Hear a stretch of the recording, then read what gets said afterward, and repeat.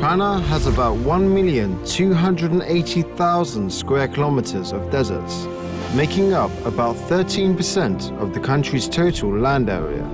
China has successfully planted trees in 78.6 million hectares of the land, making China the most afforested country in the world.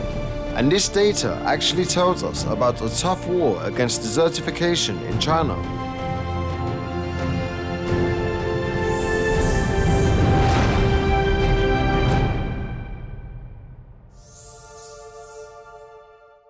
To find out more about this, I went on my first trip to the Kubuchi Desert, the closest desert to Beijing.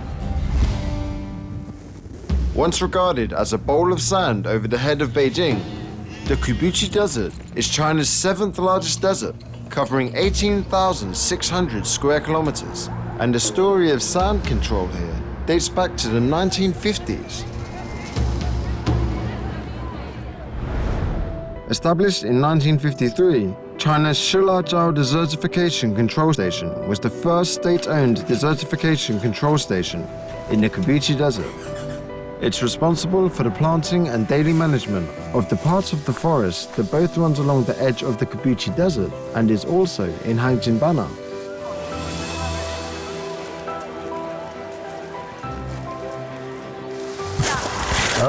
你好，我是那个信华市记者。你好，你好，啊，你好，你好。 50-year-old Zhao Wenyi is the first person in his family to work as a station master at Shilazhou Desertification Control Station. 我们3代人，我的爷爷辈、父亲辈，包括我这一辈，都就在这个地方。他们做的工作和你现在做的工作有什么？过去那会儿，咱们这个水边梁以后也没有这么好的植被，也没有这么多的树。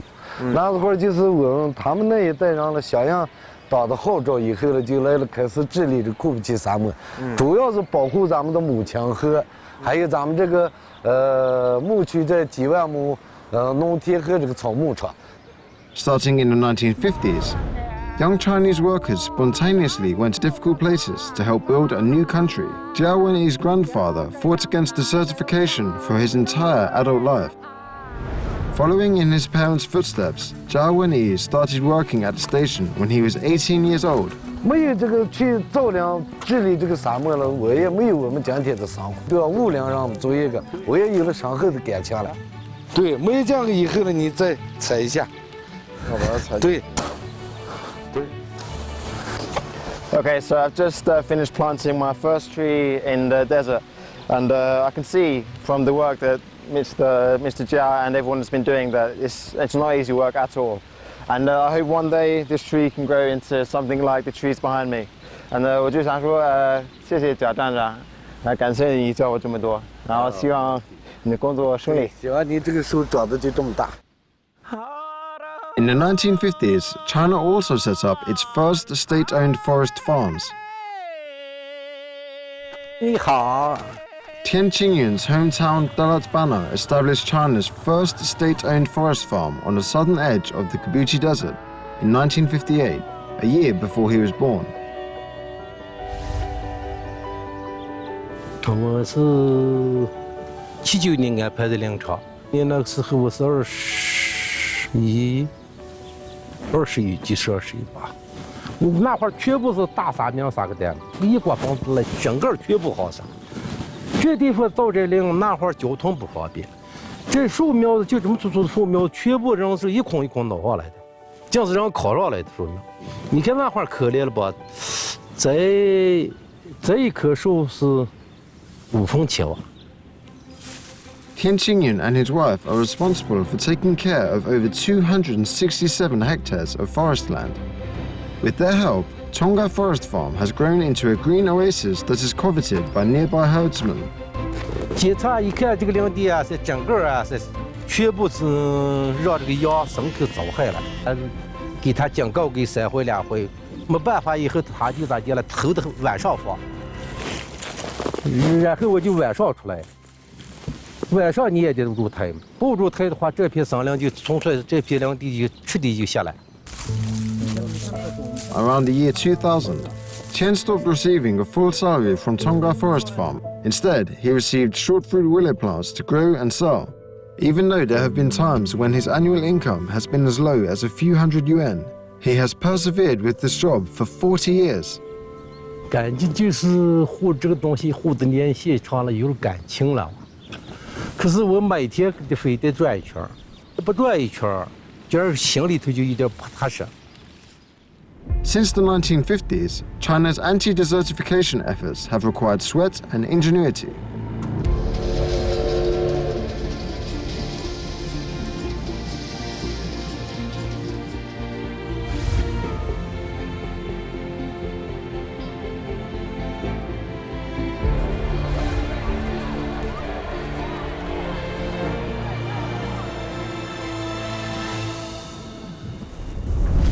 In the 1950s and 1960s, the Chinese government lacked the funds and technology necessary to adequately control desertification. However, farmers and herdsmen urgently needed to increase their income by tilling more land and herding more livestock. And the government realized that to control desertification, it must mobilize people on the ground. In 1978, China started its reform and opening up policy. Orders began allowing farmers to lease land from the government.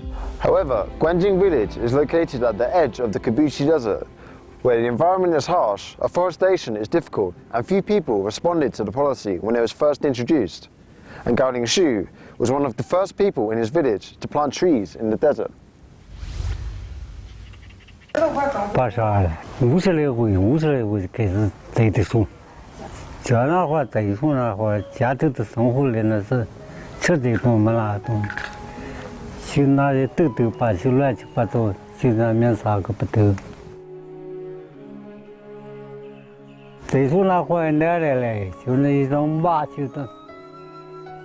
Like many people living in the area, Gao Lingshu never received a good education and had trouble finding a good job, so he started planting trees. 正好国家也给供养树苗，可倒是好苗子，我树也起来了。 He leased 220 hectares of land, planted poplar trees and willows, and he even tried growing fruits. Gao Lingshu's hard work paid off handsomely. He became the first person in Guanjing village to earn 10,000 yuan. His success inspired other villagers, and the trend continued.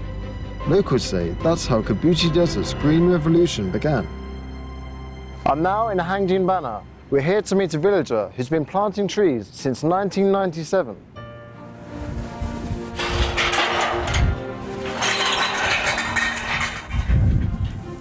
那我看到这边有很多树，大概到哪里？大概有多大面积1万多亩树，面积。 ？1万多亩是吗？哦，那1万多亩是80万。 80万棵树是吗？哦，80多万。这80多万棵树，你大概花了多长时间才种这么多？20年是吗？20年，20多岁、30来岁个种树是真没经验，这是瞎种。种的是哗唰啦，种100亩或是20-30亩，种树就直接就是从这1个多月，现在有经验，现在就是这个树苗什么时间栽，水都泡多少时间，种树没有多长，这是最有经验。我的1万亩全花了，种的好。哎呀。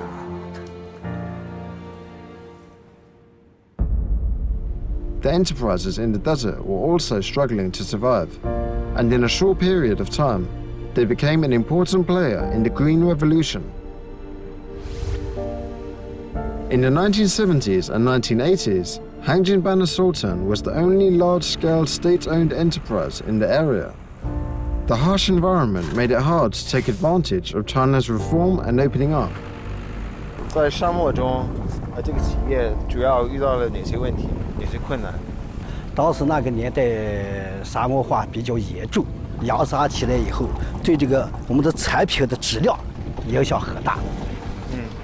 它的盐的这个稠度上不去。再一个就是，道路不通啊，沙漠阻隔以后，这个产品运不出去，需要的燃料、需要的生活必需品，进来也比较困难。 生存发展，是相当一个制约的瓶颈。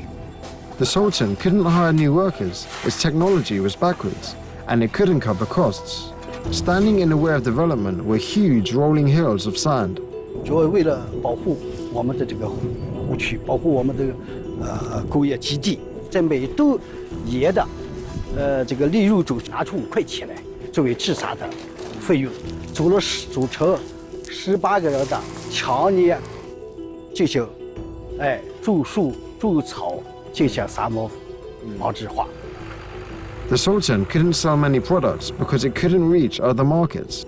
当时产品如果要绕航景期绕到这个桥头，这就在驶上火车站啊，就运费就把利润已经背进去了，所以说产品就是利润相当薄了，所以说我们修一条川石直道都贵的川沙公路。